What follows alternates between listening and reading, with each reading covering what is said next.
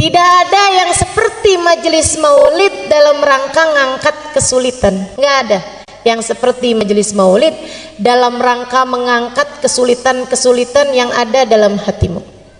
Ngangkat kesumpekan, caranya duduk hadir di majelis maulid. Lihat bagaimana Allah angkat kesulitanmu, bagaimana Allah mengangkat kesumpekanmu. Kenapa bisa gitu? Assalamualaikum warahmatullahi wabarakatuh. Alhamdulillah, wassalatu wassalamu ala Rasulillah Muhammad ibn Abdillah wa ala alihi wa sahbihi wa man walah. Subhanaka la ilma lana illa ma 'allamtana innaka antal alimul hakim. Rabbi syrah li sadri wa yassir li amri wahlul 'uqdatan min lisani yafqahu qawli, amma ba'du. Alhamdulillah, hari ini Allah izinkan kita menghadiri perayaan Maulid Nabi Muhammad sallallahu alaihi wasallam. Nikmat besar dari Allah Subhanahu wa taala. Nikmat besar dari Allah Subhanahu wa ta'ala. Waktu saya sampaikan kepada guru saya Hubabah Nur, saya bilang, Hubabah, doakan saya bikin acara maulid. Beberapa tahun silam saya telepon beliau, saya bilang doakan acaranya berkah. Beliau bilang, Halimah, hadhihi ni'mah 'azimah tahtaj ila syukri. Beliau bilang, Halimah, nikmatnya bisa buat majelis maulid, bahkan nikmat untuk sekedar hadir majelis maulid adalah nikmat besar yang harus disyukuri. Yang kalau disyukuri Allah janji la in syakartum la azidannakum. Kalau disyukuri bakal ditambahi. Kalau kita syukuri, kita hargai nikmat kita hadir di majelis maulid, insya Allah Allah tambahi tahun-tahun depan tetap bisa bikin majelis maulid. La in syakartum la azidannakum wala in kafartum. Tapi kalau kamu ingkari, kalau kamu menganggapnya sebagai kenikmatan kecil, kalau kamu menganggapnya sebagai ya daripada nganggur di rumah, ya daripada tidur mendingan deh dengerin ada orang bikin majelis maulid, kamu tidak menghargai kenikmatan tersebut, inna azabi lasyadid. Sesungguhnya azab Allah sangat besar. Wa awwalul azab, dan awal azabnya tersebut adalah raf'un ni'mah, adalah diangkatnya kenikmatan tersebut sehingga di masa-masa berikutnya kita tidak ditakdir Allah untuk hadir majelis maulid kembali. Na'udzubillah. Ibu, kalau umur ibu sampai tahun depan pengen hadir lagi apa enggak? Adik-adik, kalau tahun depan umur panjang mau hadir lagi apa enggak? Masyi kama majma'il maulid yujallil kurub, kata Habib Ari Habsyi. Tidak ada yang seperti majelis maulid dalam rangka ngangkat kesulitan. Enggak ada lagi yang kayak majelis maulid dalam rangka bikin seneng hati yang hadir. Subhanallah, nggak di mana. Kalau hadir majelis maulid, asal majelis maulidnya benar, asal majelis maulidnya khusyuk, tidak ditunggangi kepentingan apapun, hadir majelis maulid benar, sampai seanak-anak kecil yang hadir pada girang, pada seneng, pada hatinya berbunga-bunga, ketawa-ketawa, lari-lari, senang bener. Coba perhatikan, semua senang hadir majelis maulid. Masyi kama majma'il maulid yujallil kurub. Kata Habib Ali Al-Habsyi, nggak ada yang seperti majelis maulid dalam rangka mengangkat kesulitan-kesulitan yang ada dalam hatimu. Ngangkat kesumpekan, caranya duduk hadir di majelis maulid. Lihat bagaimana Allah angkat kesulitanmu, bagaimana Allah mengangkat kesumpekanmu. Kenapa bisa gitu? Sebab katanya Nabi Muhammad, inda dzikri salihin tanazzalatir rahmat. Ketika disebut nama orang soleh, kita ngobrol nyebut nama orang soleh, turun rahmatnya Allah. Dan Nabi Muhammad nggak bilang tanzil, tapi tanazzal. Turun berketerusan, turun lagi, disebut lagi, turun lagi, disebut lagi, turun lagi. Rahmatnya Allah berketerusan turun selagi disebut nama orang-orang soleh. Kalau nama orang soleh disebut bisa menurunkan rahmat, bagaimana jika yang disebut adalah ainur rahmatillah, adalah hakikat rahmatnya Allah, yang kata Allah, wa ma arsalnaka illa rahmatan lil alamin. Kami utus engkau wahai Nabi Muhammad sebagai rahmat bagi alam semesta. Jadi begitu disebut nama Nabi Muhammad turun rahmat. Dan tidak ada majelis lebih banyak disebut nama Nabi Muhammadnya daripada majelis maulid. Betul nggak? Belum ya Rabbi salli ala Muhammad, ya Rabbi salli alaihi wasallim, ya Rabbi salli ala Muhammad, ya Rabbi ballighul wasilah, ya Rabbi salli ala Muhammad. Berapa banyak nama Nabi Muhammad disebut-sebut dalam majelis-majelis maulid. Maka teman-teman, saudariku sekalian saya muliakan, majelis maulid nggak ada ceramahnya aja, itu udah menurunkan hujan rahmatnya Allah Subhanahu wa taala. Karena ceramahnya tuh sebenarnya nggak penting. Jadi kalau saya nggak begitu didengerin nggak apa-apa. Kalau nggak usah pakai ceramah sebenarnya juga nggak apa-apa. Cuman kayak rugi gitu ya punya ya. Masya Allah. Masyi kama majma'il maulid yujallil kurub. Dha majma' yahdurhan nabi wa ahlul ghuyub. Sebab di majelis maulid tuh nama Nabi Muhammad disebut-sebut, insya Allah kalau sungguh-sungguh Nabi Muhammadnya hadir. Kata Habib Ali Habsyi, bukan kata saya. Yang ngomong ini orang yang sungguh-sungguh melihat sehingga bisa ngasih tahu kita. Dan Nabi kalau sudah hadir suka ngajak-ngajak. Makanya kata Habib Ali Habsyi, yahdurhan nabi wa ahlul ghuyub. Di majelis maulid dihadirin sama Nabi Muhammad dan dihadirin sama alam barzakh, sama orang-orang yang sudah wafat dari para wali-walinya Allah Subhanahu wa taala. Mudah-mudahan Sayyidah Khadijah berkenan hadir. Mudah-mudahan Sayyidah Fatimah berkenan hadir. Apalagi habis disebut-sebut namanya, natawassal bil hubaba. Siapa tuh hubabanya? Sayyidah Khadijah.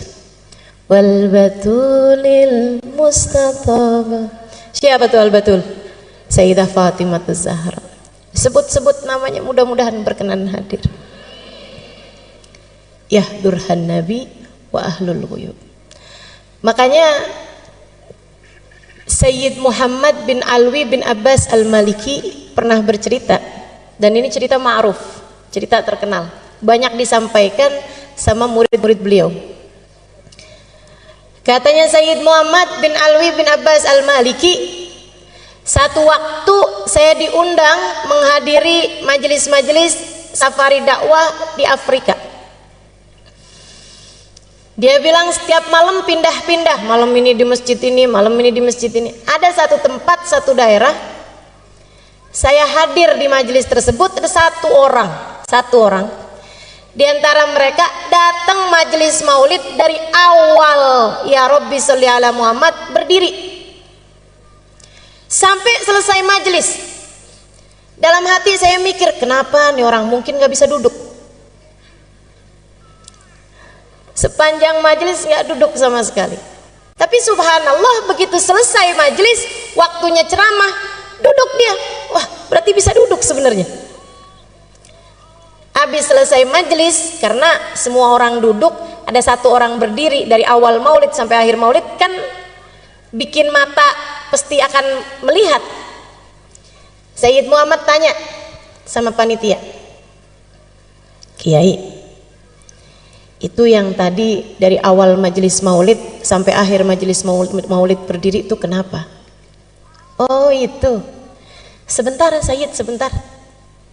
Dia berdiri, lo ditanya malah pergi. Ternyata dia panggil orang itu. Dia bilang, Sayyid, biarkan dia yang cerita sendiri, jadi ceritanya lebih akurat.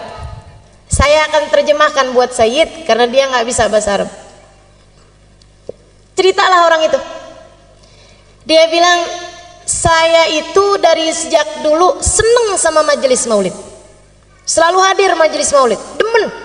Disebut nama Nabi Muhammad disolawatin, Nabi Muhammad diucap salam, diceritakan sejarah Nabi Muhammad, seneng hati ini karena memang saya cinta sama Nabi Muhammad. Cuma beberapa waktu sesudahnya datang ada seorang ustadz, ada seorang syekh yang menerangkan kepada saya tentang maulid sih nggak apa-apa, yang masalah kenapa tuh pakai segala berdiri untuk hormat sama Nabi, nggak perlu.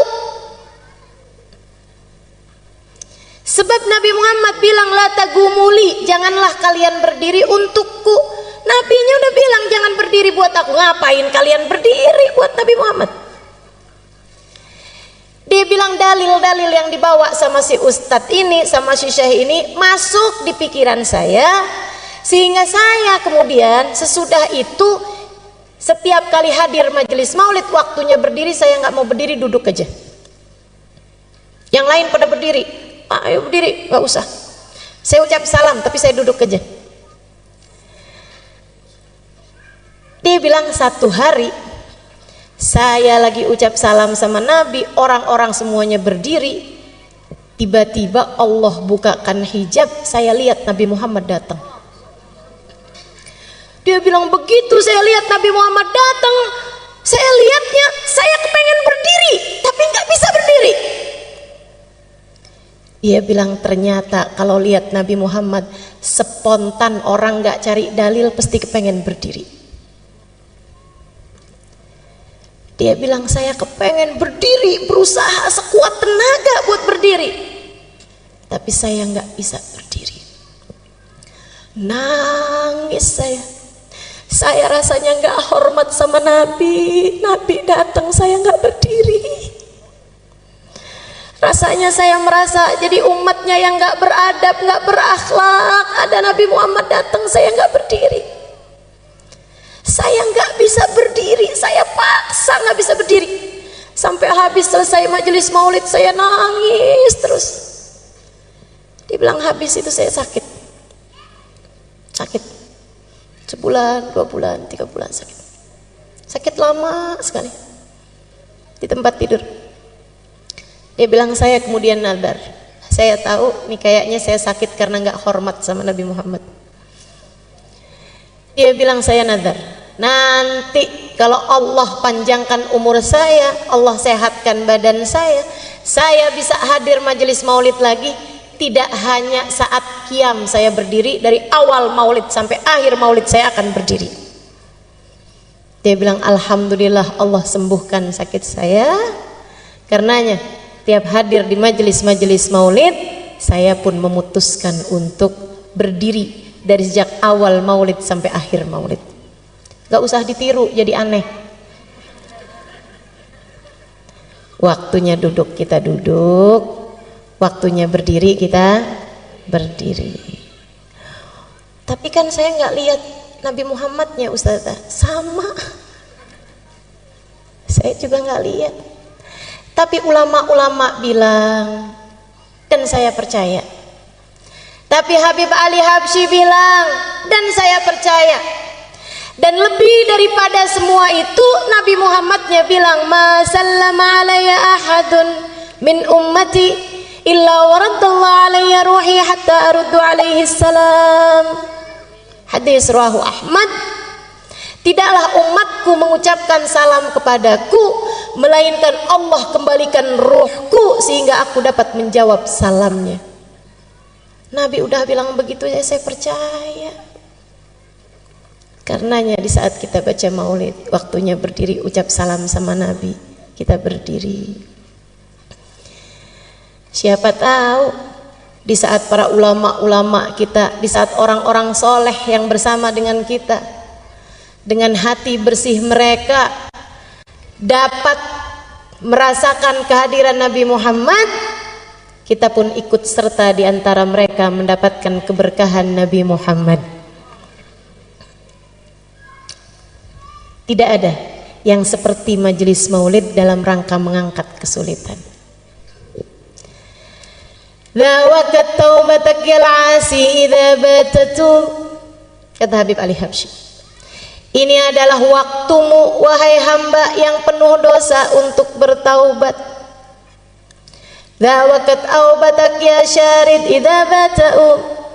Ini adalah waktumu wahai hamba yang kabur untuk kembali kepada Allah. Hadir majelis maulid, hadirlah dengan mentaubati dosa. Tempat paling enak buat bikin gugur dosa-dosa. Datang majelis maulid bawa dosa, mudah-mudahan keluar sudah ringan beban dosa di pundak kita.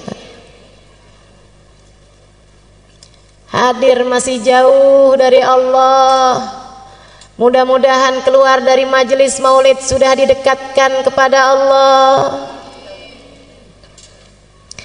Hadir majelis maulid belum tercatat sebagai umat yang akan bisa memandang Nabi Muhammad di hari akhirat. Keluar dari majelis maulid namanya sudah ada dalam daftar orang yang kelak akan memandang wajah Nabi Muhammad. Hadir bawa hati, bukan hanya sekedar bawa badan. Sebab yang diceritakan di majelis maulid, yang disebut di majelis maulid tidak lain tidak bukan manusia paling agung, baginda kita Nabi besar Muhammad.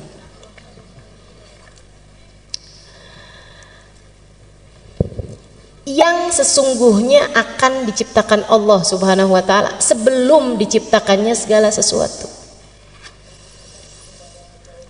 Nabi Muhammad sallallahu alaihi wasallam, laula kama khalaqtul aflaq, andai tidak karenamu wahai Nabi Muhammad tak akan kuciptakan langit bumi dan isinya.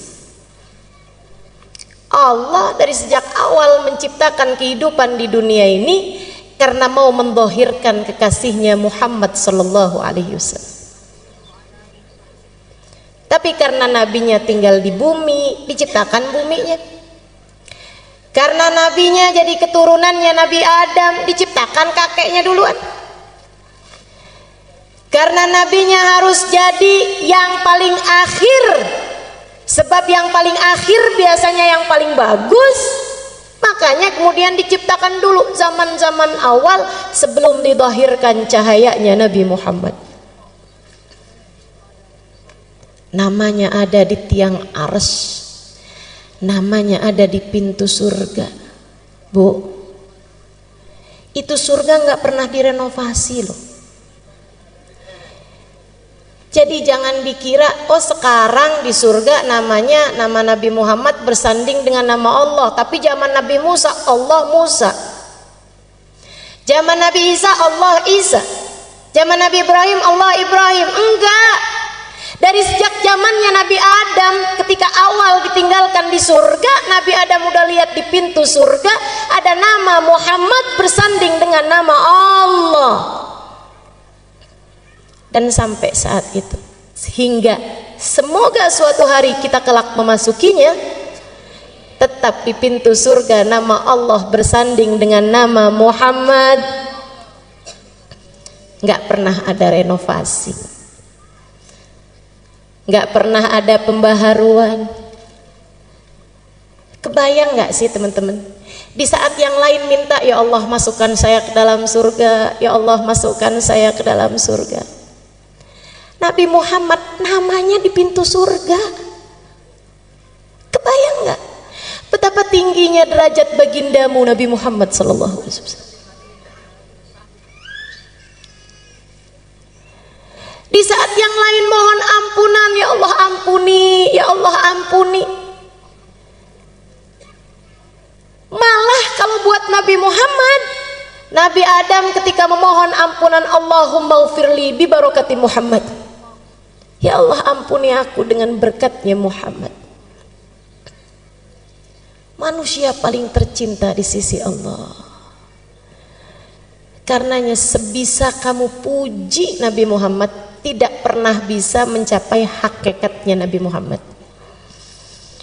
Orang yang saya kenal muji Nabi Muhammad sampai habis-habisan, yang baru saja kita baca maulidnya itu, Habib Ali Al-Habsyi. Segitunya Habib Ali Habsyi tiap hari kerjaannya puji Nabi Muhammad. Bait-bait syair menyampaikan tentang Nabi Muhammad tiap hari. Mahir jisila bidikrin Nabi katanya. Saya nggak gerak, saya nggak ngapa-ngapain kecuali pikiran ini selalu mengingat Nabi Muhammad. Kadang dari kangennya Nabi pengen cepet mati aja dah. Ya kadu min syiddati syuaqi fuadi yatir ilal habibil ladzi hubbu sakan fid dhamir. Dia bilang dari kangennya nih hati udah nggak tahan, aduh ya Allah cepetan deh ketemuin saya sama Nabi, terbangin roh ini menuju Nabi Muhammad, matikan saya. Habib Ali Habsyi pujiannya kepada Nabi Muhammad, al jannah masaqani min wasfiha illa likaunil hibbi fihi khayyama. Surga tidak ada yang membuat aku tertarik untuk masuk di dalamnya kecuali karena kekasihku Nabi Muhammad ada di sana.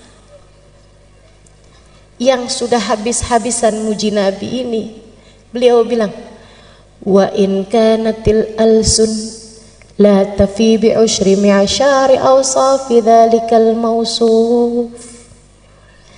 Sebisa saya ngomong apa tentang Nabi Muhammad, sebisa saya muji kayak gimana tentang Nabi Muhammad, sebisa saya menyampaikan salam kerinduan seperti apa kepada Nabi Muhammad, sebisa saya bercerita tentang kemuliaan Nabi Muhammad, la tafi bi usyri mi'syari awsafi dzalikal mausuf, tidak mencapai 1% dari kemuliaannya Nabi Muhammad.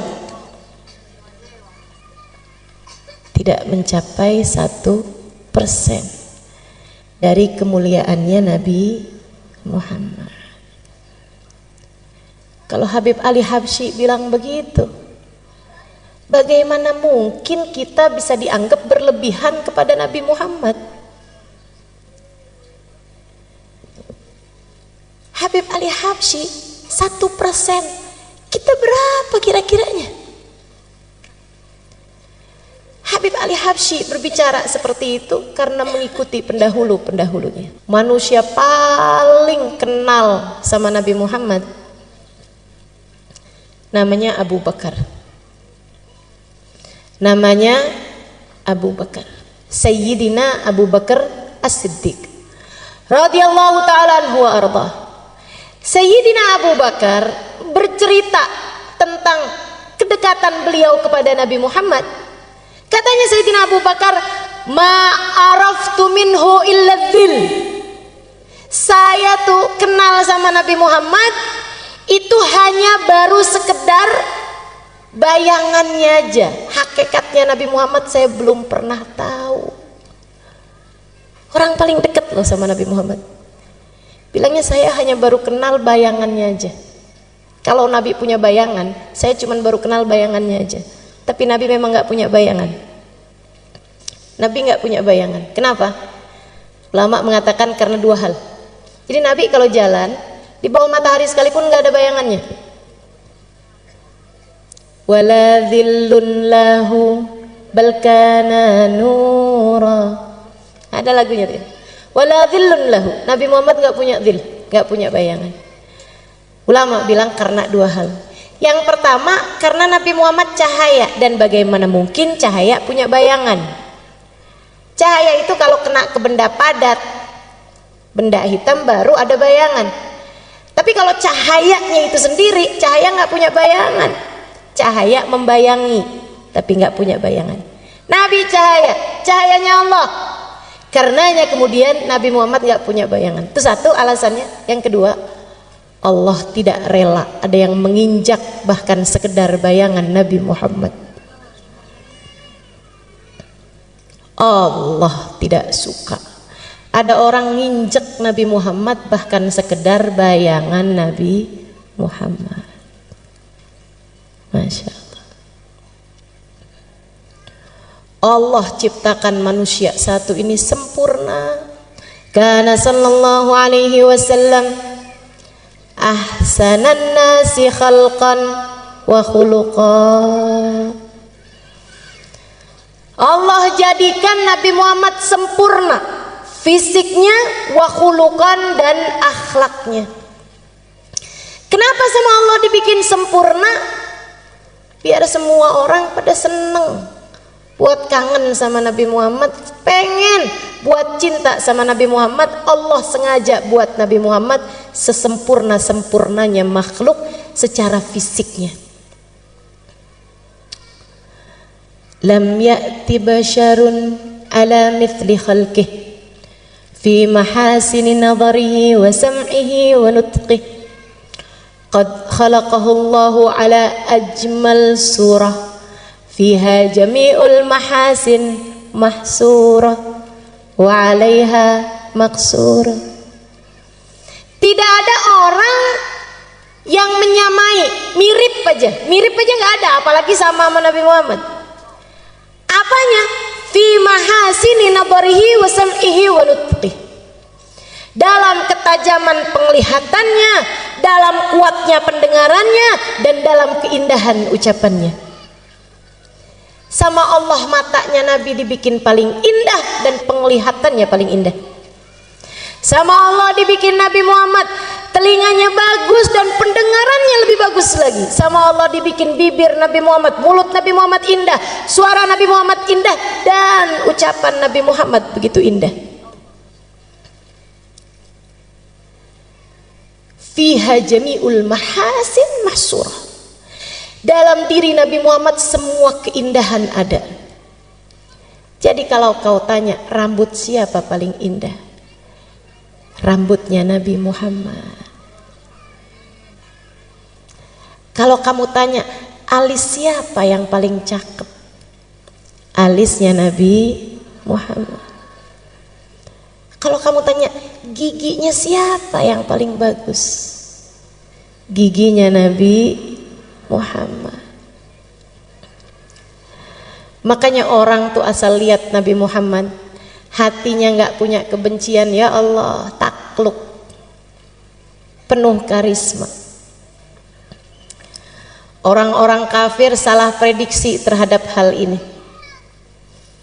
Pernah satu waktu di awal-awal Islam, kaum kafir Quraisy, teman-teman sekalian, karena melihat banyak orang masuk Islam, gimana caranya nih mau menghambat dakwahnya Muhammad nih. Zaman itu orang menjatuhkan orang, bunuh karakter, pembunuhan karakter, pembunuhan image, itu bisa salah satu caranya dengan membuat bait-bait syair menjelek-jelekan seseorang. Kalau yang bikin syairnya itu orang yang jago, orang yang ahli, orang yang profesional, itu syairnya bisa didengungkan orang di mana-mana buat ngata-ngatain seseorang sampai terbunuhlah karakter orang tersebut karena syair-syair yang disampaikan orang-orang. Mereka pun perlu mendatangkan seorang penyair paling hebat pada zaman tersebut bernama Hasan bin Thabit. Didatengin dari daerah lain. Hasan bin Thabit, pujangga paling terkemuka. Kalau orang melamar anak gadis, bawa syairnya Hasan bin Thabit tentang pujian kepada perempuan tersebut, lamarannya pasti akan diterima. Zaman itu. Saudaraku sekalian saya muliakan, jadi ini ceritanya mereka panggil Hasan bin Thabit. Ketemu sama Umayyah bin Khalaf, Abu Sufyan bin Harb, ketemu sama pemuka-pemuka Quraisy. Hasan, ya, dipanggil, didatangkan, dijemput. Hasan bin Thabit diundang sama pemuka Quraisy.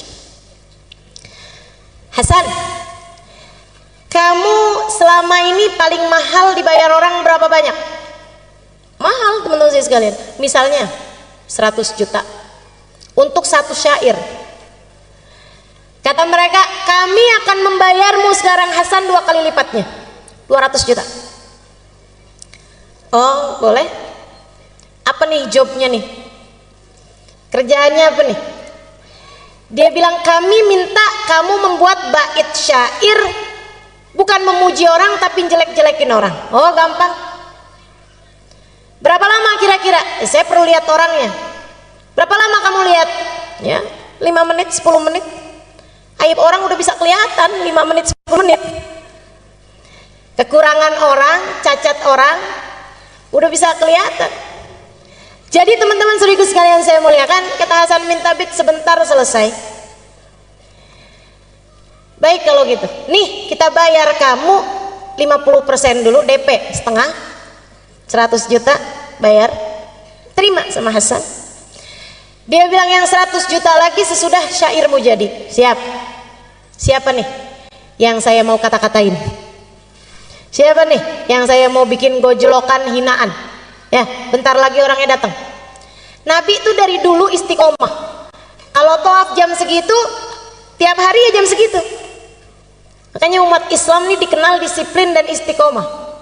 Sholat duhur siangnya siang terus, nggak pernah ada ceritanya. Malam-malam sholat duhur. Istiqomah. Nabi Muhammad jam tawafnya orang kafir Quraisy semua udah tahu. Bentar lagi nih dia tawaf nih. Bentar lagi. Tungguin aja. Nah di sana tungguin. Bentar lagi dia masuk. Oh siap. Siapkan bolpen, siapkan kertas. Hasan bin Thabit tungguin mana dia orang.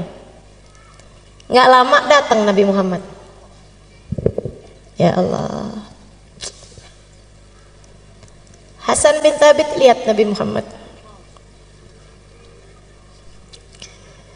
Mudah-mudahan kapan waktu kita bisa lihat Nabi Muhammad. Hasan bin Thabit lihat Nabi Muhammad. Dilihatin sama Hasan bin Thabit.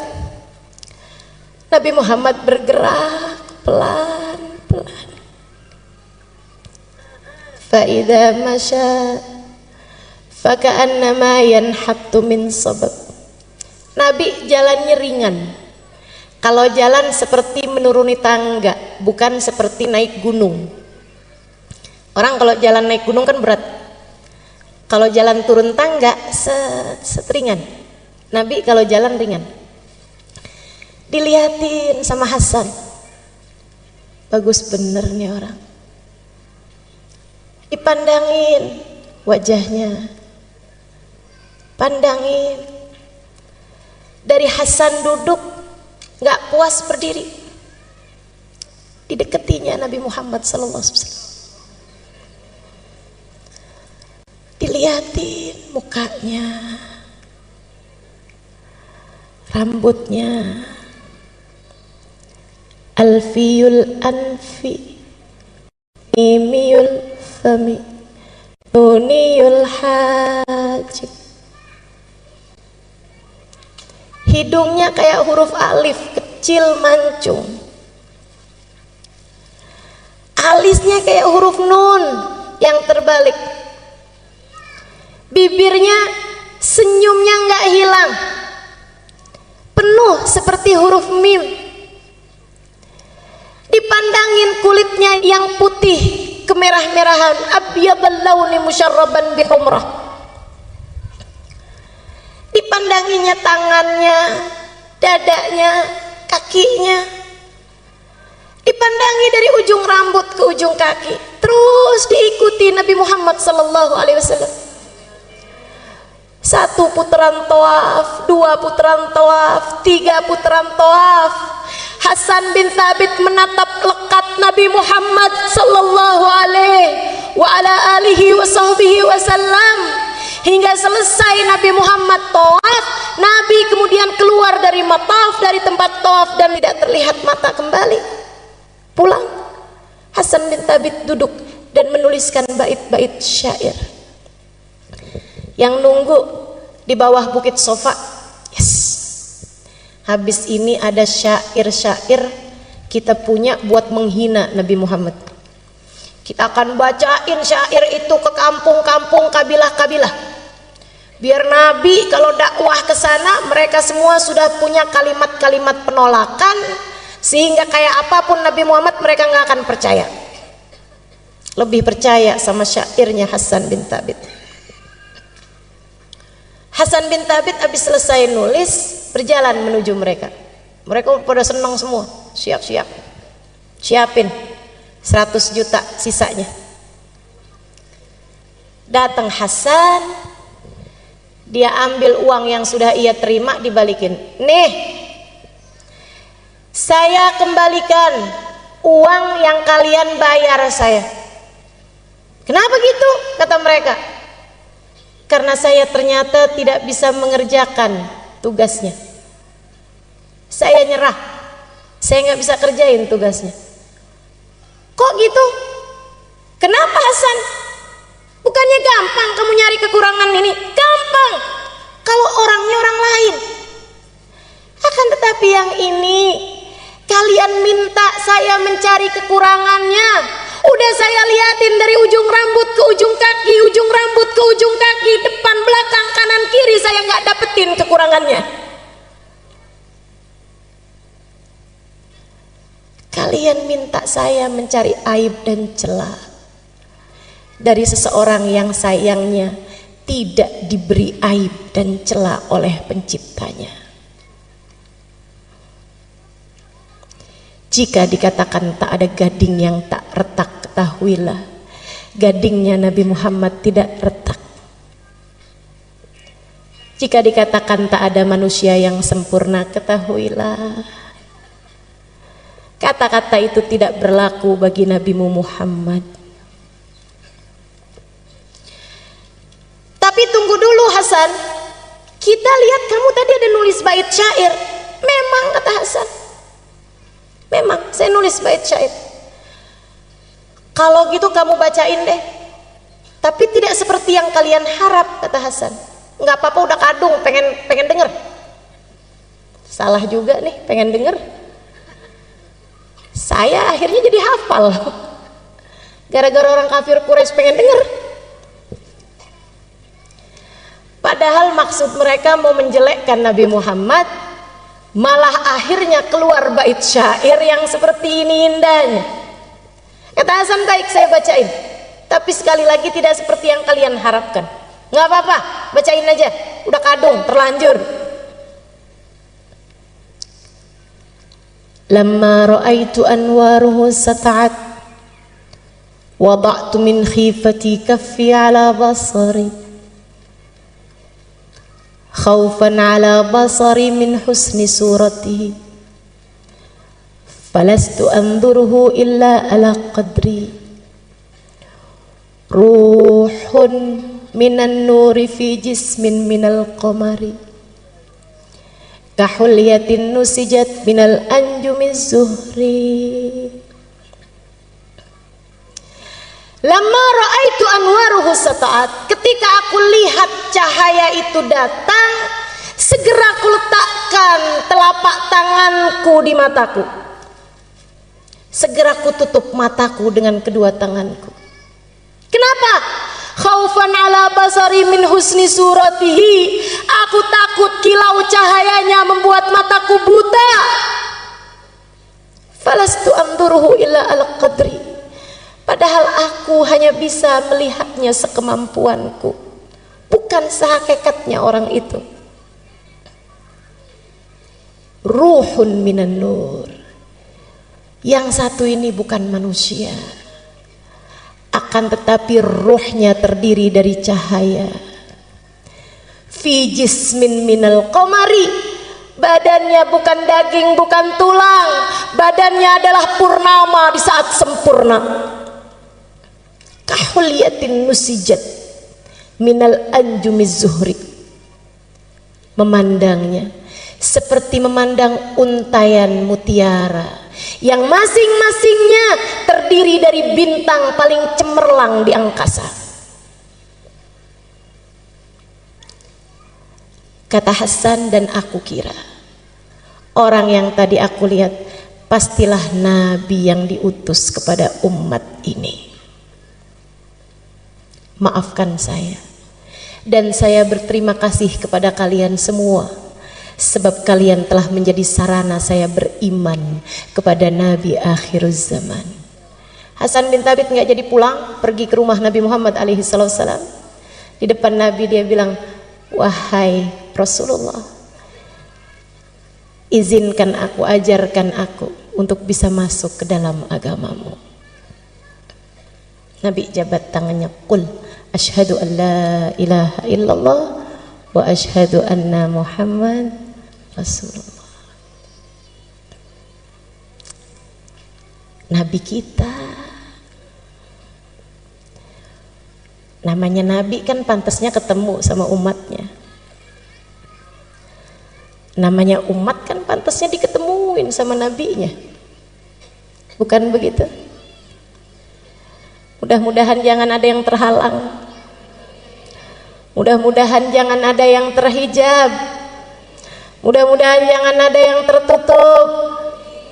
Mudah-mudahan jangan ada di antara kita yang gak dianggap sebagai umat Nabi Muhammad.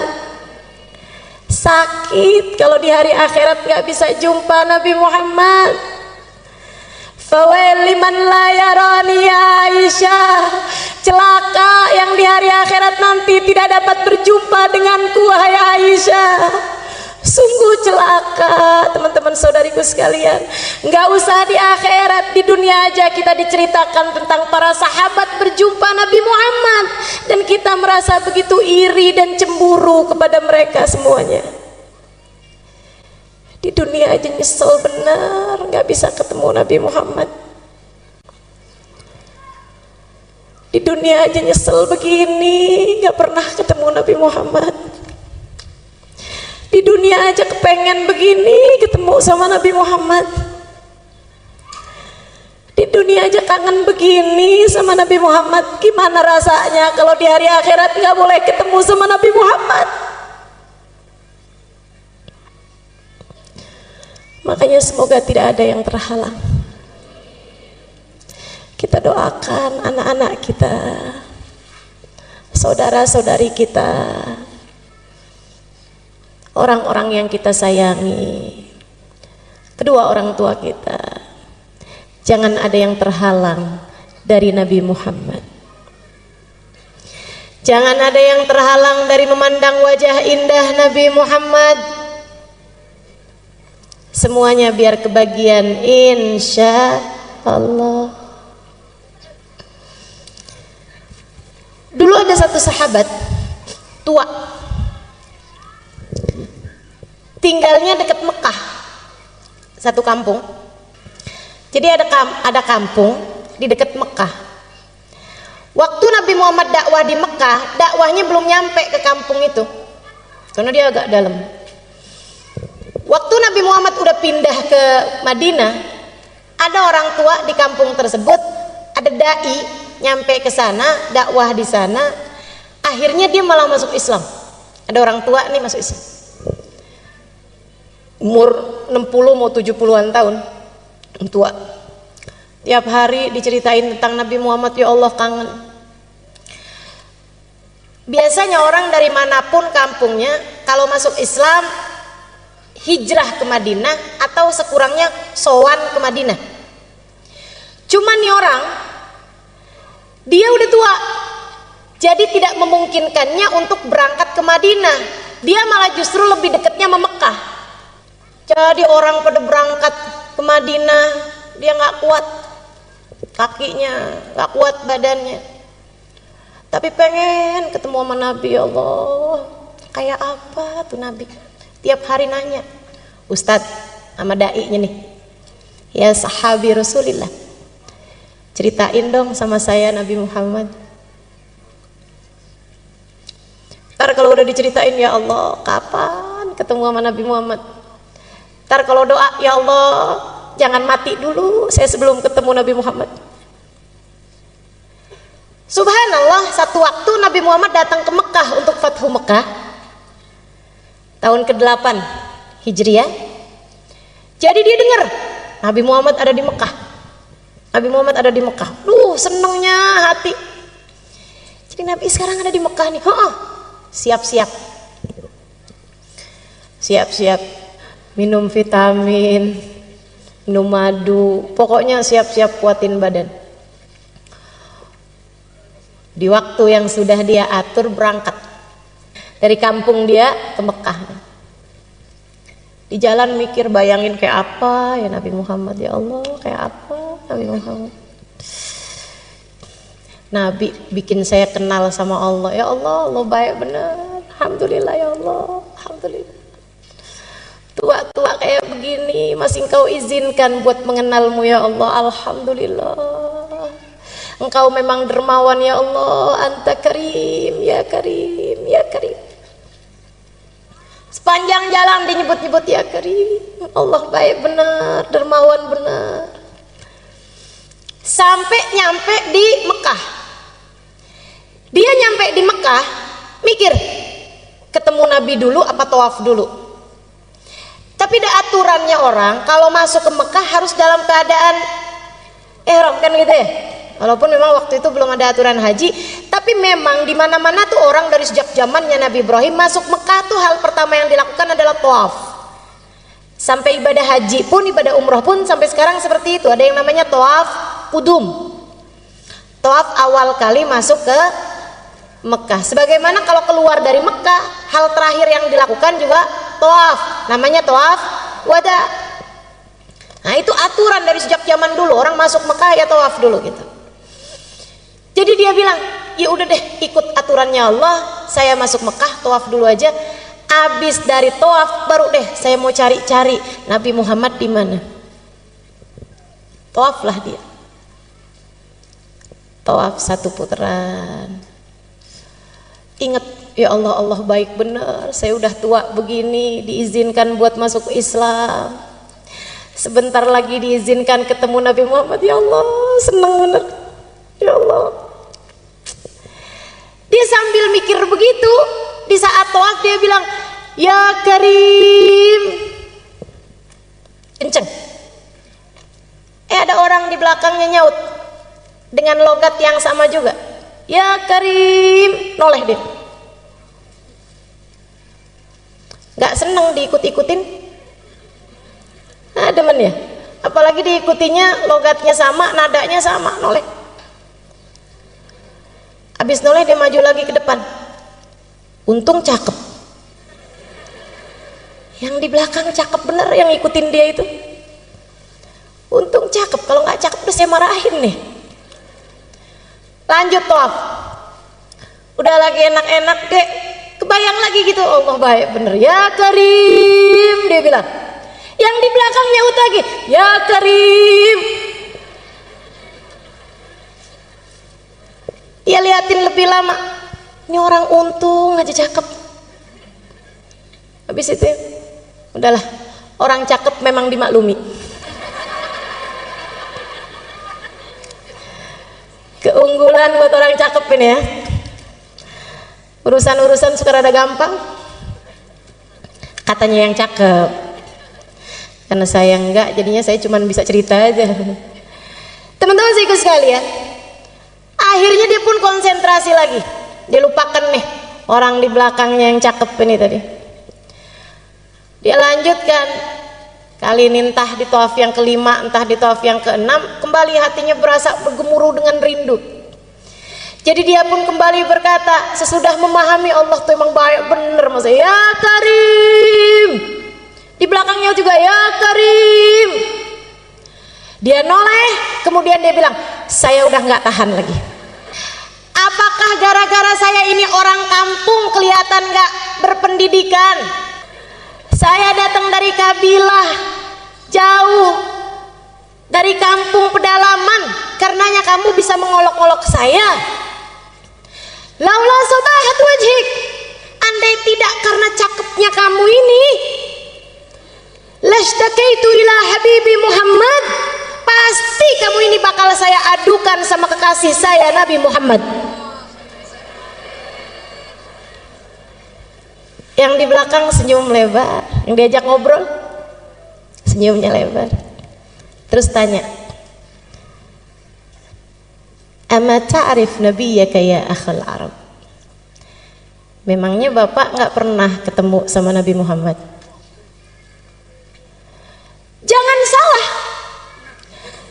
saya memang belum pernah ketemu sama Nabi Muhammad,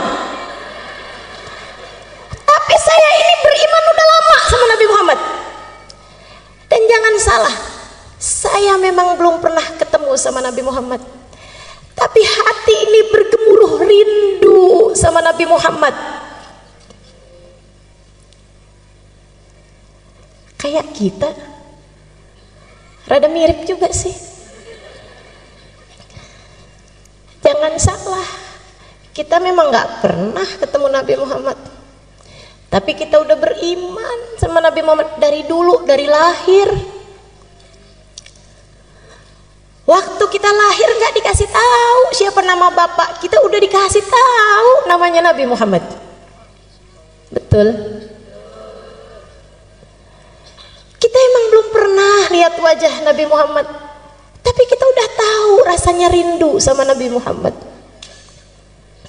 Jadi dia pembelaan nih, bilang, emang saya gak pernah ketemu Nabi, tapi saya cinta sama Nabi. Orang itu senyumnya semakin lebar. Kemudian dia berkata, kalau begitu kenalkanlah Pak, saya Nabi Muhammad. Nabi Muhammad tahu gitu dari tadi ya. Ini malah udah sempet dicemberutin. Dia bilang, ya Rasulullah, dipegang tangan Nabi Muhammad, dia ciumin tangan Nabi Muhammad bolak-balik, dipegang Nabi Muhammad, dia usap-usap Nabi Muhammad. Ya Rasulullah,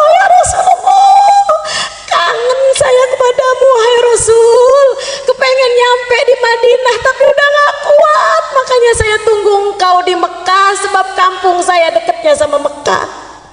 Maafkan saya Rasul, nggak ketemu engkau dari dulu-dulu, bukan nggak kangen, bukan nggak rindu, tapi badan ini sudah tidak lagi mampu menanggung lelahnya perjalanan. Diciumin tangan Nabi Muhammad SAW bolak-balik. Nabi kemudian bilang sama dia, jangan Pak, jangan berlebihan sama saya. Tarik tangannya sama Nabi Muhammad. Malaikat Jibril turun. Jangan berlebihan sama saya. Saya ini hanyalah manusia yang diutus sama Allah untuk menyampaikan wahyu. Jangan kamu berlaku seperti ini kepada saya, seperti perlakuan orang Nasrani kepada Nabi Isa. Malaikat Jibril turun. Bukan negur orang Arab ini, bukan negur Badui ini, bukan. Tapi yang ditegur justru Nabi Muhammad. Kamu salah Muhammad. Qad khussista bi khasa'is min indillah. Engkau justru adalah orang yang paling mulia di sisi Allah.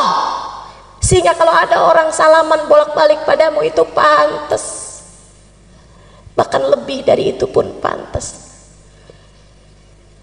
Dan sampaikan kepada orang Arab ini, kepada orang Badui ini, pada orang tua ini, jangan dia tertipu dari kedermawanan Allah, sebab Allah maha berkuasa terhadap siapapun.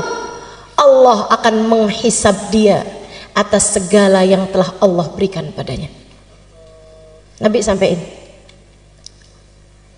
Pak, kata Allah, Bapak jangan tertipu sama kedermawanan Allah, sebab Allah akan bisa menghisab Bapak. Dia bilang, apa sayuhasibuni Allah Ta'ala ya Rasulullah?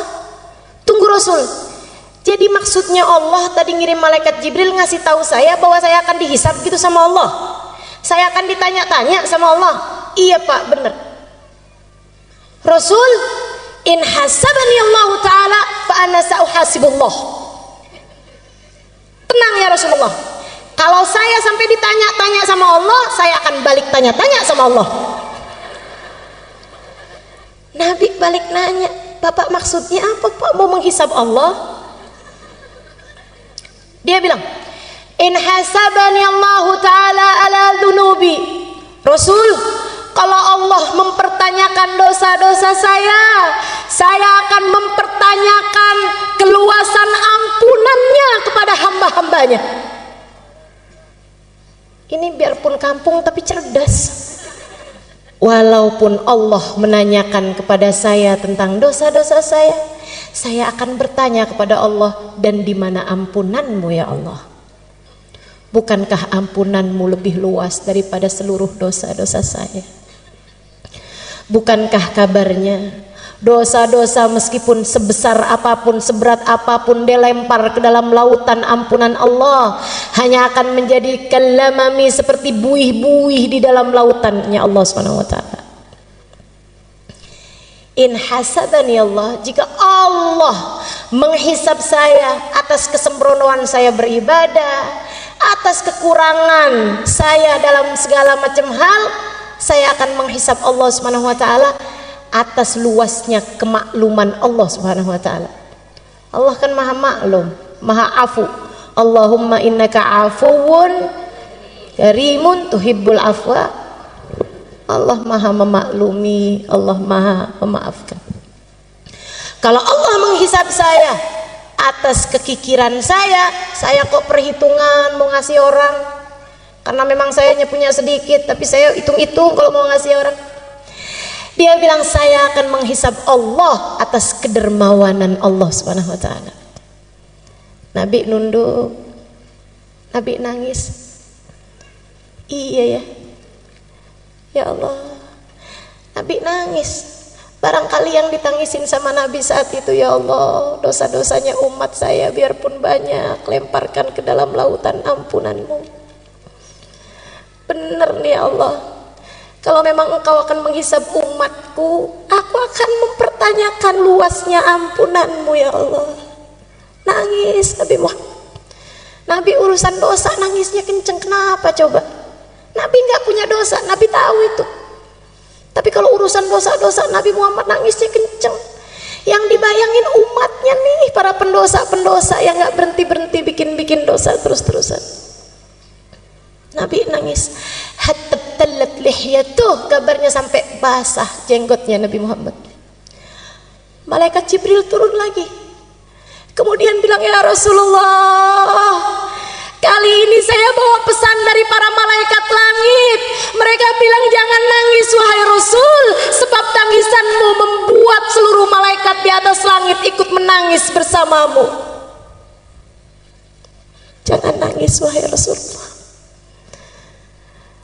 dan sampaikan kabar gembira dari Allah kepada bapak tua ini. Kata Allah bilang, kalau gitu aku nggak jadi menghisab kamu, biar kamu nggak menghisab aku. Kata Allah, aku tidak akan menghisabmu agar kamu tidak menghisabku. Dan sampaikan pula kabar gembira padanya, innahu min rufaqaik fil jannah. Bapak tua itu kelak akan bersanding denganmu di surga Allah.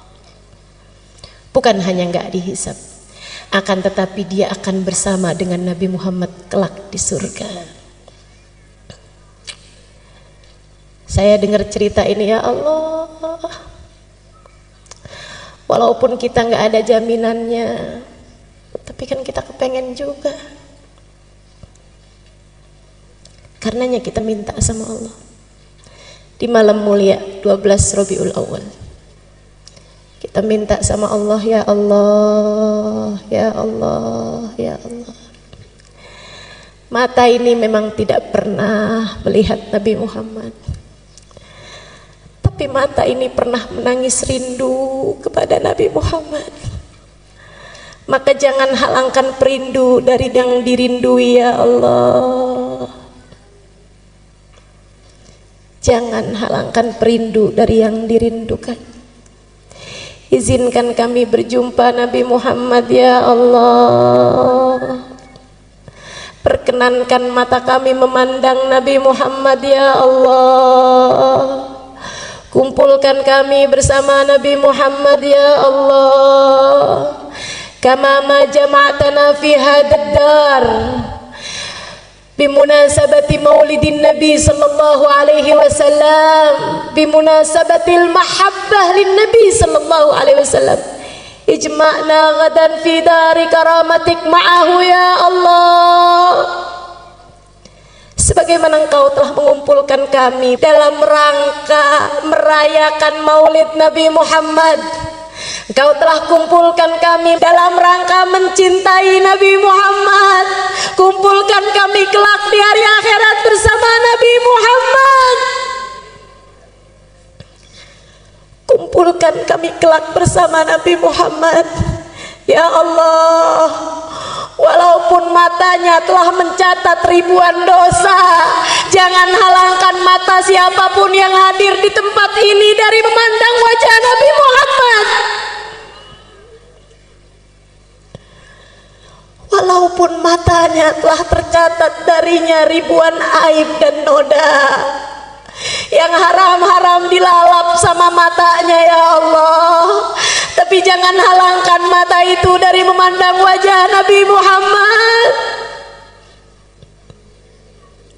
Jika yang suci hanya bisa dilihat oleh mata yang suci, maka kami mohon kepadamu dengan keberkahan manusia suci yang lahir di malam 12 Rabiul Awal, sucikan mata kami semua ya Allah, biar pantas lihat Nabi Muhammad ya Allah, biar pantas ketemu Nabi Muhammad ya Allah. Jangan ada siapapun di antara kami ataupun orang tuanya ataupun anak-anaknya ataupun saudara-saudarinya ataupun siapapun yang dia sayangi terhalang dari memandang wajah Nabi Muhammad ya Allah. Jangan ada siapapun ya Allah, jangan ada siapapun ya Allah, jangan ada siapapun ya Allah. Meskipun seberat apa dosanya, jangan jadikan hukumannya tidak bisa bersama Nabi Muhammad ya Allah. Meski seperti apapun dosanya, meski seberapapun aibnya, Engkau yang maha, Engkau yang maha ya Allah, Engkau yang maha ya Allah. Kami berkumpul karena Nabi Muhammad. Kami nggak minta selain Nabi Muhammad. Kami berkumpul karena Nabi Muhammad.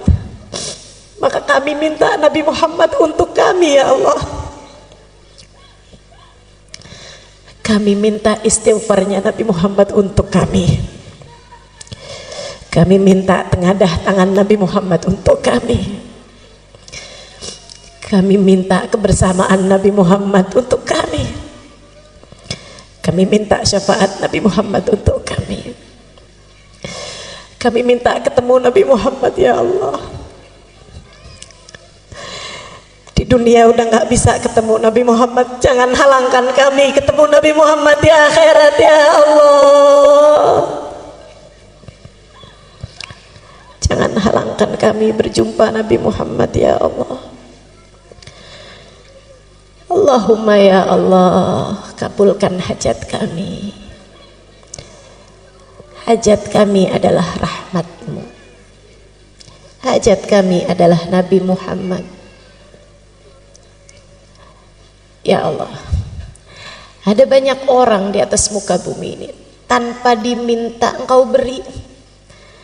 Masakah kami yang meminta Engkau tolak ya Allah? Ada banyak orang di atas muka bumi, mereka tidak pernah minta tapi Engkau beri. Masakah kami yang sudah meminta Engkau tolak ya Allah? Jika yang berdoa tidak layak Kau ijabah, bukankah di antara yang mendengar ada yang layak untuk Kau ijabah ya Allah? Lagi pula ya Allah, jika Engkau hanya mau menerima yang soleh di antara kami, lantas orang-orang yang tidak soleh kepada siapa ia meminta ya Allah? Kumpulkan kami dengan Nabi Muhammad. Kumpulkan kami dengan Nabi Muhammad ya Allah. Jangan halangkan kami dari Nabi Muhammad ya Allah. Jika Nabi yang pantas berkumpul dengannya orang-orang yang hatinya bersih, dan kami hatinya kotor, maka kami minta padamu, bersihkan hati kami ya Allah. Bukankah tidak ada yang sulit bagimu ya Allah? Bersihkan hati kami ya Allah. Hilangkan ujub, hilangkan hasud, hilangkan sombong, hilangkan dendam, hilangkan kebencian, hilangkan permusuhan, hilangkan ria, hilangkan apapun yang menghalangkan kami dari memandang wajah Nabi Muhammad.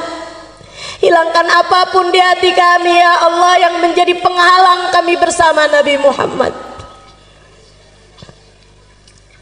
Ampuni dosa kami, tutup aib kami.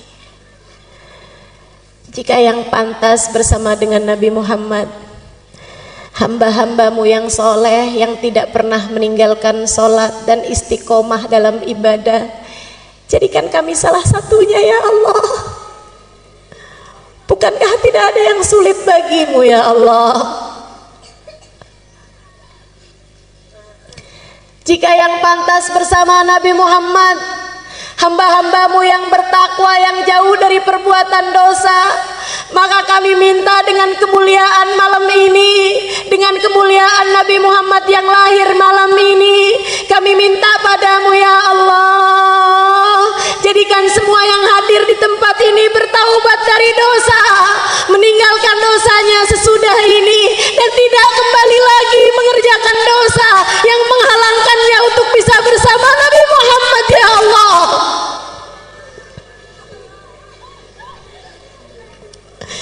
Jangan ada siapapun di antara kami anak durhaka sama orang tua. Kami tahu anak durhaka tidak akan bersama Nabi Muhammad.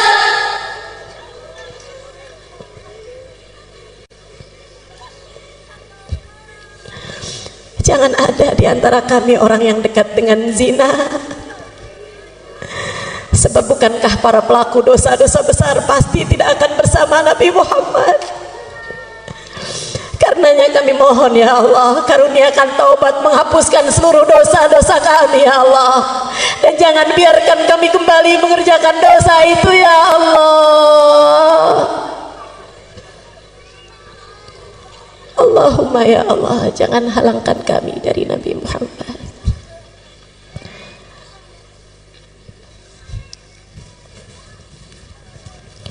Rabbi faj'al mujtama'na ghayatu husnul khitam wa'atina ma qad sa'alna min atayakal jizani wakrimil arwaha minna biliqa khairil anami. Rabbana taqabbal minna innaka antas sami'ul alim, tub alaina innaka antat tawwabur rahim. Da'wahum fiha subhanakallahumma wa tahiyyatuhum fiha salam. Akhir da'wana anil hamdulillahi rabbil alamin. Barakatin Nabi. Al-Fatihah. Rasulillah Muhammad ibn Abdillah wa ala alihi wa sahbihi wa man wala. Subhanaka la ilma lana illa ma 'allamtana innaka antal alimul hakim. Rabbi shrah li sadri wa yassir li amri wahlul 'uqdatan min lisani yafqahu qawli.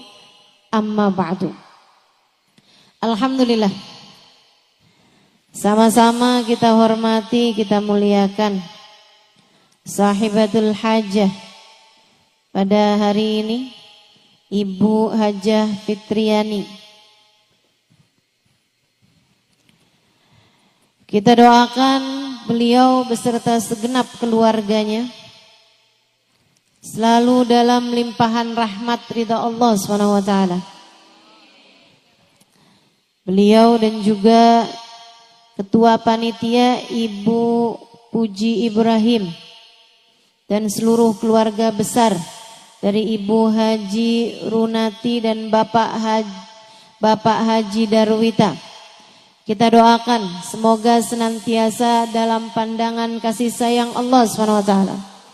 panjangkan umurnya, disehatkan badannya, dimudahkan urusannya, kabulkan hajatnya, semakin dicinta Allah SWT dan Rasulnya.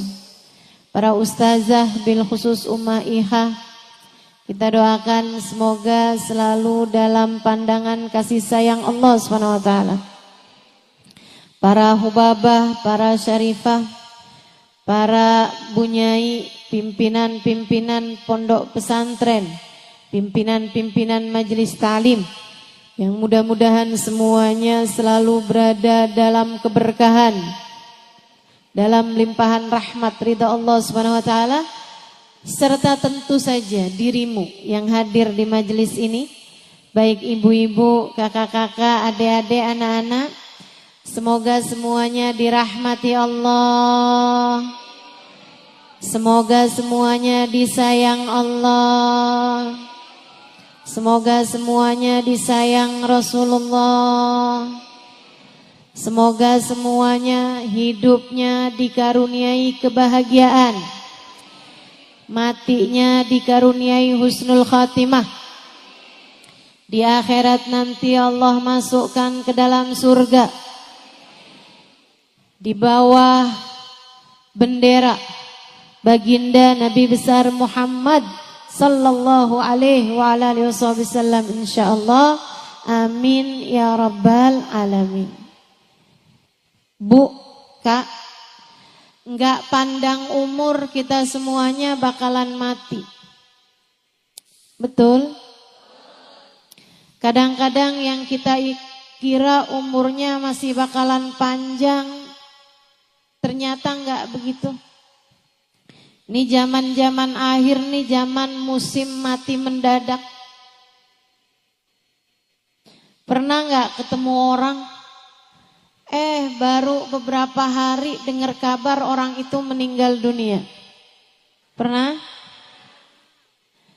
Enggak terima berapa hari, kadang baru beberapa jam. Kita ketemu sama dia kayak baik-baik aja gitu. Enggak lagi terbaring sakit, enggak lagi kenapa-napa. Tiba-tiba subhanallah, subhanallah. Ajal memang begitu dekat. Kita dengar kabar dari masjid, ternyata orang tersebut meninggal dunia. Wal mautu aqrab min ahadikum min syirakin na'lih. Kata Nabi Muhammad, kematian sangat dekat dengan seseorang di antara kalian. Kita nih, kata Nabi Muhammad, dekat banget memati. Aqrab gharibin yuntadhar.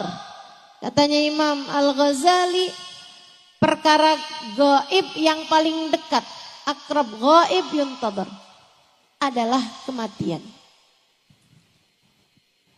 Ibu-ibu saudara sekalian yang saya muliakan, enggak pandang umur, enggak pandang waktu, enggak pandang sehat. Enggak. Kita dengar semuanya kabar-kabar itu. Dan Bu, sebagaimana kamu dengar kematian orang-orang yang bahkan terkadang mendadak, bisa jadi kematianmu pun juga demikian adanya. Mungkin seseorang di antara kita, ada yang udah kain kafannya tuh udah siap di toko. Beberapa hari lagi bakal dibeli sama keluarga kita. Bisa jadi. Bisa jadi saudara sekalian. Nih hari ini hadir, beberapa hari kemudian dengar kabar. Yang hadir kemarin itu ada yang meninggal dunia. Kita nggak pernah tahu. Nggak pernah tahu. Karenanya dengerin saya. Hal paling kamu perlukan ketika kamu mati, hal yang pasti kamu perlukan di saat kamu mati, ada dua hal aja Bu. Kamu pasti perlu itu. Sebenarnya bahkan dari saat hidup di dunia ini kamu udah perlu dua hal tersebut. Tapi kita suka ingkar. Kita suka kemana-mana. Kita kirain kita nggak perlu. Padahal sebenarnya kita perlu. Kita kirain kita perlunya duit di atas semuanya. Padahal nggak gitu. Kita lebih perlu dua hal ini daripada apapun aja. Dunia sebelum akhirat. Hidup sebelum mati. Tapi terasanya justru sesudah datang ajal menjemput kita. Betapa perlu sekali kita sama dua hal ini. Apa itu? Satu, rahmat. Dua, syafaat. Satu apa tadi? Dua apa tadi? Kita perlu rahmatnya Allah. Kita perlu syafaatnya Rasulullah. Kamu perlu rahmatnya Allah. Kamu perlu syafaatnya Nabi Muhammad. Orang tuamu perlu rahmatnya Allah. Orang tuamu perlu syafaatnya Rasulullah. Anakmu perlu rahmatnya Allah. Anakmu perlu syafaatnya Rasulullah. Suamimu juga, saudaramu juga. Tidak ada yang lebih kamu perlukan, Dek. Tidak ada yang lebih kamu perlukan daripada rahmatnya Allah dan syafaatnya Rasulullah. Saya perlu biar cepat lulus sekolah, Ustazah. Iya betul. Tapi sebenarnya keperluan kamu terhadap rahmat Allah jauh lebih mendesak. Keperluan kamu terhadap syafaat Nabi Muhammad jauh lebih mendesak. Saya perlunya sekarang sama jodoh, Ustazah. Saya udah usia hampir 30 tahun. Teman-teman saya udah pada mulai gendong anak. Sebagian malah udah mulain gandeng anak. Sebagian malah udah ada yang anaknya lulus SD, Ustazah. Saya belum juga nikah. Malu saya kalau ditanya reunian. Kamu ngerasa yang paling kamu perlukan adalah jodoh, enggak gitu. Enggak gitu. Yang paling kamu perlukan adalah rahmatnya Allah dan syafaatnya Rasulullah. Ini di dunia. Apalagi ntar di saat kamu mati. Apalagi ntar di hari akhirat. فَأَمَّا الَّذِينَ بِيَضَّتْ وُجُوهُهُمْ فَفِي رَحْمَةِ اللَّهِ هُمْ فِيهَا خَالِدُونَ. Kata Allah dalam Al-Quran, orang yang nanti di padang mahsyar wajahnya putih berseri-seri. Di saat sebagian wajah yang lain ada yang dihitam legamkan, bahkan banyak di antara mereka yang wajahnya diserupakan dengan wajah binatang. Orang-orang yang wajahnya putih berseri-seri penuh dengan kegembiraan. Fafi rahmatillah. Mereka adalah orang yang meraih rahmatnya Allah.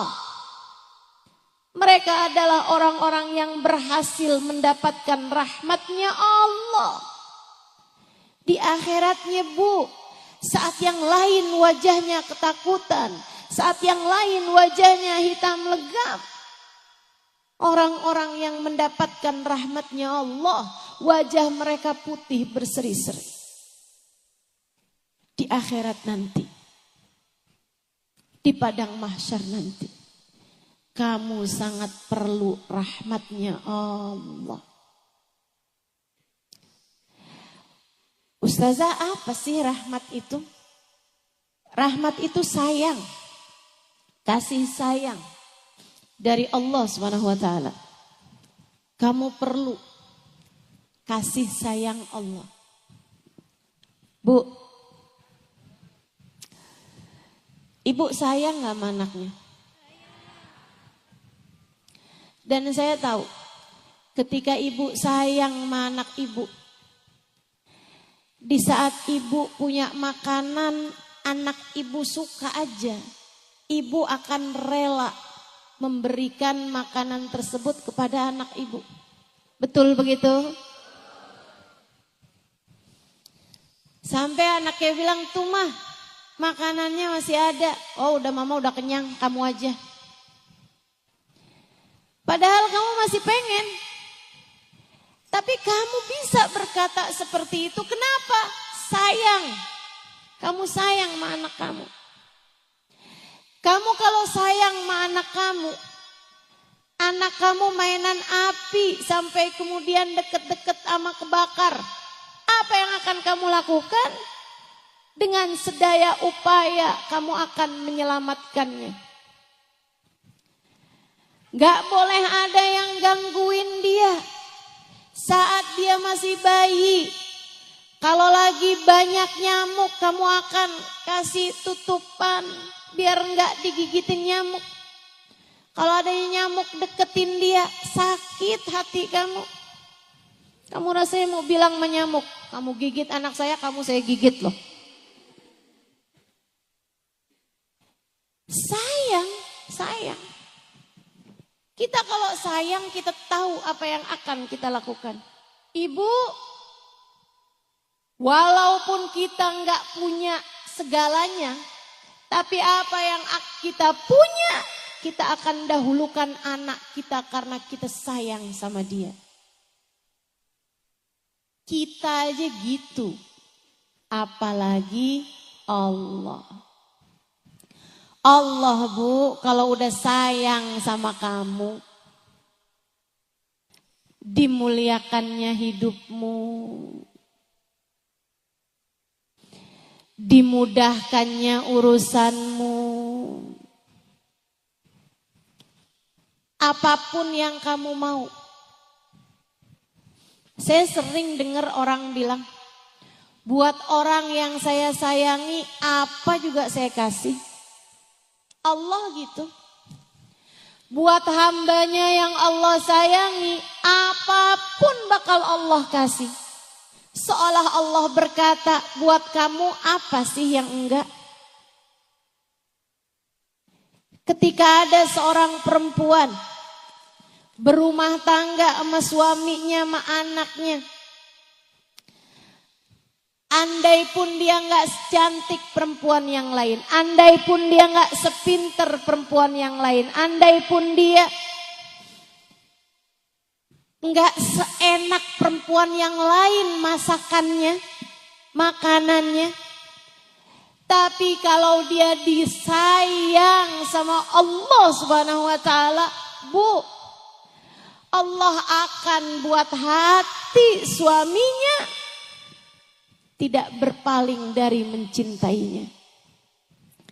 Dan kalau sudah hati suaminya Allah jadikan menghadap kepada perempuan tersebut, hati suaminya menyayangi perempuan tersebut, yang lain bisa apa? Betul gak? Betul gak? Biar digodain sama perempuan kayak gimana pun, kalau Allah yang buat hati suaminya tidak berpaling dari dirinya karena Allah sayang sama dia. Ibu-ibu saudara sekalian, enggak ada apapun dan siapapun yang bisa memalingkan hatinya. Kamu mau apa? Saya ustazah, yang penting nih bisa nyekolahin anak di pondok pesantren. Saya janda nih ustazah. Suami saya udah meninggal. Saya setengah mati susah nyariin nafkah buat dia. Bu, lebih daripada kamu perlu nafkah buat anakmu, kamu perlu rahmatnya Allah. Begitu kamu dirahmati oleh Allah SWT, Allah akan mudahkan urusan kamu. Allah bakal mudahkan, digampangin rezekinya, dimudahkan jalannya. Anaknya juga yang di pesantren jadi gampang terima ilmu. Jadi akhlaknya bagus, pelajarannya masuk. Kenapa begitu? Karena ibunya wanita yang dirahmati Allah. Makanya kalau kamu sayang sama diri kamu, kalau kamu sayang sama anak-anak kamu, dua hal ini Bu kamu mesti dapat. Rahmatnya Allah, syafaatnya Rasulullah. Rahmatnya Allah dan syafaatnya Rasulullah. Kamu mesti dapetin kalau kamu sayang sama diri kamu. Dan kamu kepengen hidup kamu dalam keadaan mudah, dalam keadaan lancar semua urusan, dalam keadaan sehat-sehat, baik-baik, hatimu imannya terjaga. Kamu perlu dapat rahmatnya Allah Subhanahu wa taala.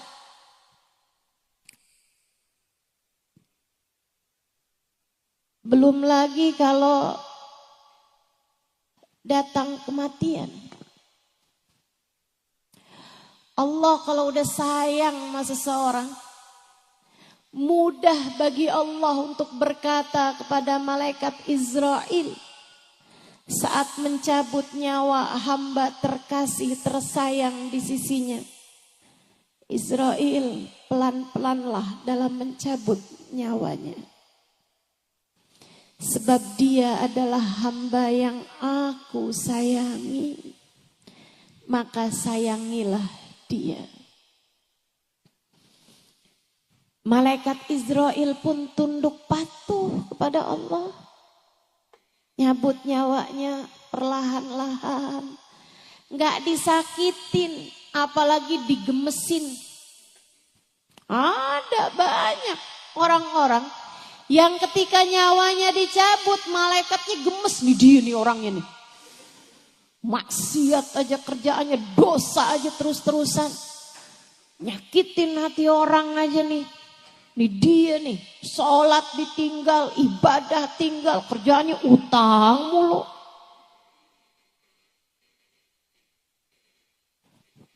Malaikat gemes nyabut nyawanya.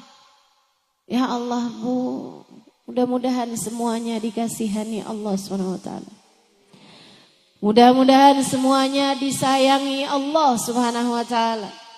Mudah-mudahan semuanya dirahmati Allah Subhanahu wa taala. Makanya sakaratul mautnya jadi ringan buat hamba-hamba yang tercinta di sisi Allah Subhanahu wa taala. Ada seorang perempuan lagi sakaratul maut. Kan kelihatan tuh orang kalau lagi sakaratul maut. Karena pencabutan nyawa tuh enggak sekaligus. Nyabut nyawa itu dari ubun-ubun Bu. Sebagaimana dulu ditiupkannya juga dari ubun-ubun. Nasiyah dalam bahasa Arab.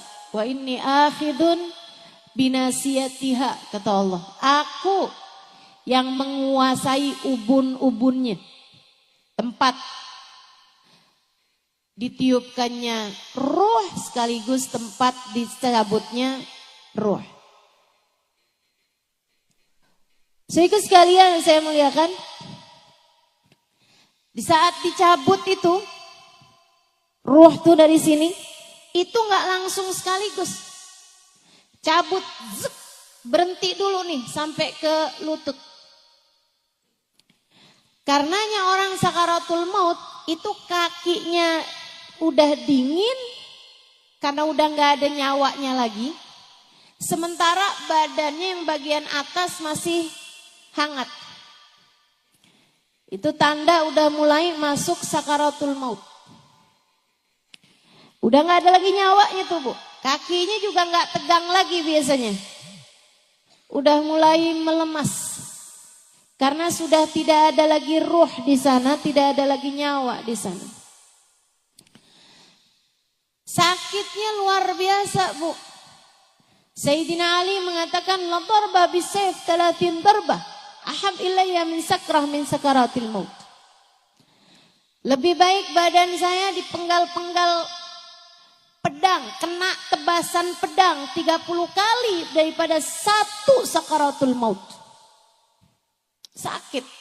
Karena nyawa kita nih Bu, ruh kita udah bersatu sama badan kita. Di saat dicabut sakitnya luar biasa. Ibu, gigi tambalan aja kalau dicabut sakit Bu. Ibu pasang koyo aja pas dicabut sakit. Padahal baru hanya beberapa jam.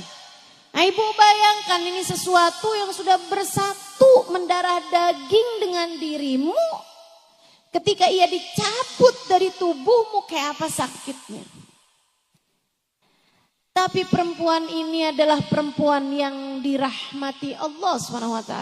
Perempuan solehah. Ini salah satu dari cerita guru saya Sayyidil Habib Umar bin Hafid. Perempuan lagi sakaratul maut.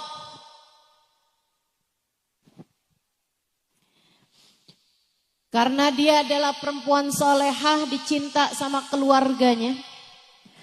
Anak-anaknya pada nangis.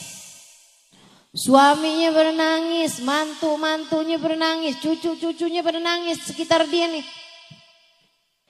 Nah kalau lagi sakaratul maut tuh kadang-kadang ntar hilang, ntar sadar gitu kan. Dia kembali tersadar. Dia liatin keluarganya pada nangis semuanya. Dia kemudian bilang, ngapain kalian pada nangis? Saya lagi sakaratul maut, mestinya kalian talkin saya.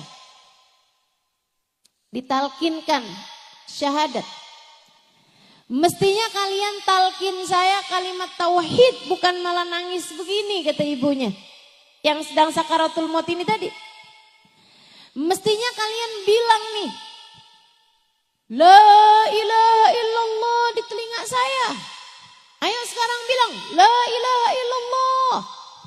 Anak-anak, mantu, cucu semuanya pada jawab, la ilaha illallah. Lagi, la ilaha illallah. La ilaha illallah. Lagi, la ilaha illallah. La ilaha illallah. Habis itu meninggal. Bukan orang hidup mentalkin dia. Malah justru dia yang mau meninggal dunia mentalkin yang hidup. Perempuan salehah. Perempuan yang disayang sama Allah Subhanahu wa taala. Almarhumah yang sesungguhnya. Karena arti almarhumah tuh perempuan yang disayang sama Allah. Kenapa Ustazah orang kalau meninggal dunia disebutnya almarhumah? Yaitu doa yang paling dia perlukan. Kita doakan dia semoga menjadi perempuan yang dirahmati Allah SWT, yang disayang sama Allah SWT. Karena memang diperlukan orang di saat meninggal dunia adalah rahmatnya Allah.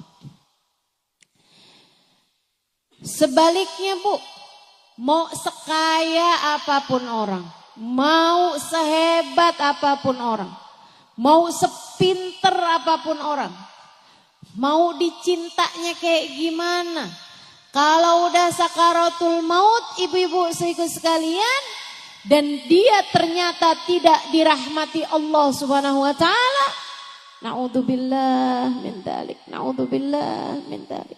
Kesian.